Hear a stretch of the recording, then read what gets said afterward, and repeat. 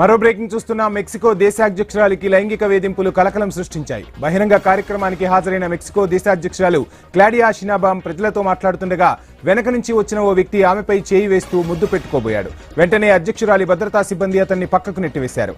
అయినప్పటికీ అతడు క్లాడియాను అసభ్యంగా తాకుతుండటంతో ఆమె ఇబ్బంది పడుతూ అతడి చేతిని పక్కకు నెట్టిన దృశ్యాలు వీడియోలో కనిపిస్తున్నాయి. ప్రజల్లో దేశాధ్యక్షురాలికే భద్రత లేకపోతే సాధారణ మహిళల పరిస్థితి ఏంటని నెటిజన్లు తీవ్ర ఆగ్రహం వ్యక్తం చేస్తున్నారు. నిందితుడిపై కఠిన చర్యలు తీసుకోవాలని డిమాండ్ చేస్తున్నారు.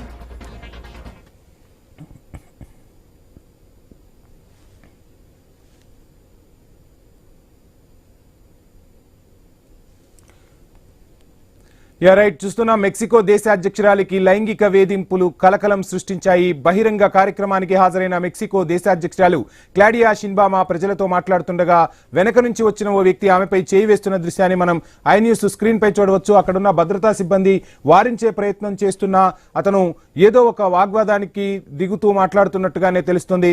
భద్రతా సిబ్బంది అతన్ని పక్కకు నెట్టివేసినా వెళ్లిపోకుండా అతడు క్లాడియాను అసభ్యంగా తాకుతున్న పరిస్థితులైతే మనం స్క్రీన్ పై చూడొచ్చు. ఆమె ఇబ్బంది పడిన దృశ్యాలు క్లియర్ కట్ గా కనిపిస్తున్నాయి.